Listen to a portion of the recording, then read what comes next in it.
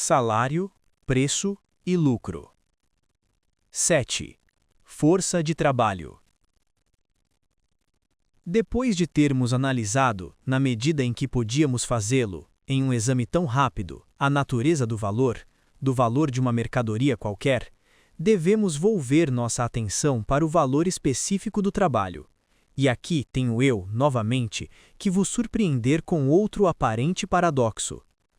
Todos vós estáis completamente convencidos de que aquilo que vendeis todos os dias é vosso trabalho, de que, portanto, o trabalho tem um preço e que, embora o preço de uma mercadoria mais não seja que a expressão em dinheiro do seu valor, deve existir, sem dúvida alguma, qualquer coisa parecida com o valor do trabalho.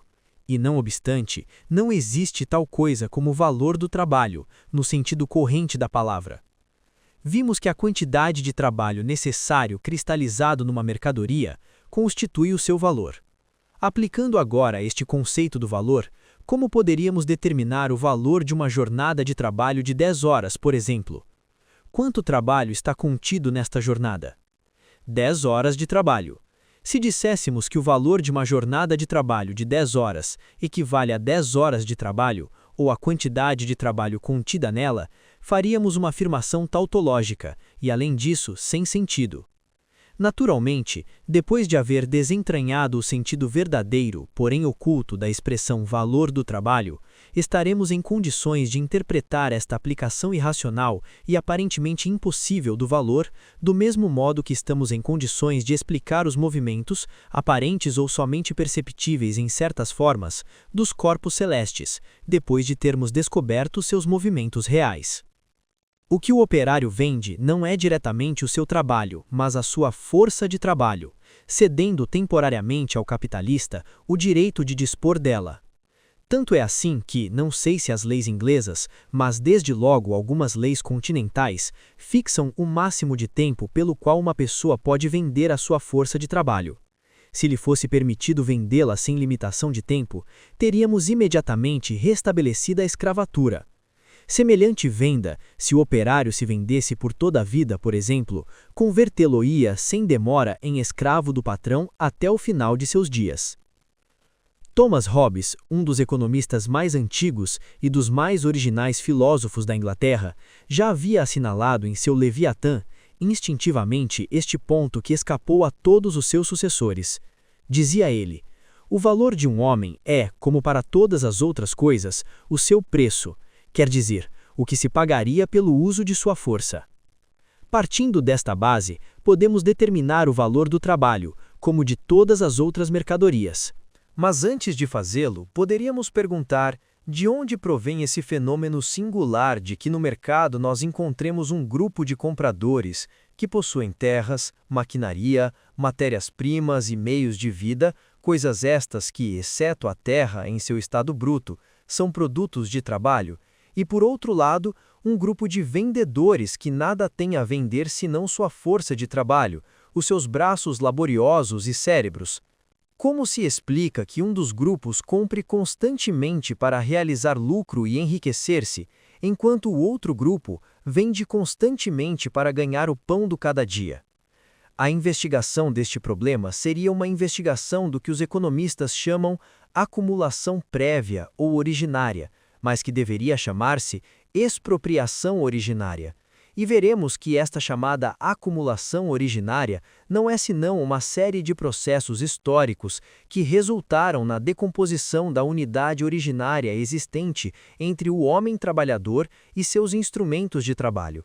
Esta observação cai, todavia, fora da órbita do nosso tema atual.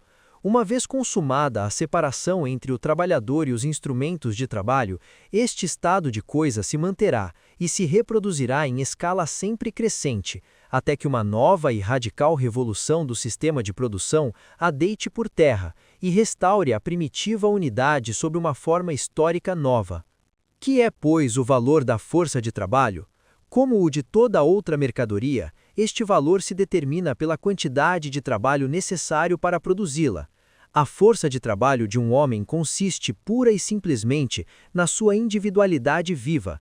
Para poder crescer e manter-se, um homem precisa consumir uma determinada quantidade de meios de subsistência, O homem, como a máquina, se gasta e tem que ser substituído por outro homem. Além da soma de artigos de primeira necessidade exigidos para o seu próprio sustento, ele precisa de outra quantidade dos mesmos artigos para criar determinado número de filhos que hão de substituí-lo no mercado de trabalho e perpetuar a raça dos trabalhadores. Ademais, tem que gastar outra soma de valores no desenvolvimento de sua força de trabalho e na aquisição de uma certa habilidade. Para o nosso objetivo, bastar-nos-á considerar o trabalho médio, cujos gastos de educação e aperfeiçoamento são grandezas insignificantes. Devo, sem embargo, aproveitar a ocasião para constatar que, assim como diferem os custos de produção de força de trabalho de diferente qualidade, assim tem que diferir também os valores das forças de trabalho aplicadas nas diferentes indústrias. Por consequência, o grito pela igualdade de salários assenta num erro, é um desejo oco, que jamais se realizará. É um rebento desse falso e superficial radicalismo que admite as premissas e procura fugir às conclusões. Dentro do sistema do salariado, o valor da força de trabalho se fixa como o de outra mercadoria qualquer, e como distintas espécies de força de trabalho possuem distintos valores ou exigem para sua produção distintas quantidades de trabalho, necessariamente tem que ter preços distintos no mercado de trabalho. Pedir uma retribuição igual ou simplesmente uma retribuição justa na base do sistema do salariado é o mesmo que pedir liberdade na base do sistema da escravatura. O que pudesseis considerar justo ou equitativo não vem ao caso. O problema está em saber o que vai acontecer necessária e inevitavelmente dentro de um dado sistema de produção. Depois do que dissemos, o valor da força de trabalho é determinado pelo valor dos artigos de primeira necessidade exigidos para produzir, desenvolver, manter e perpetuar a força de trabalho.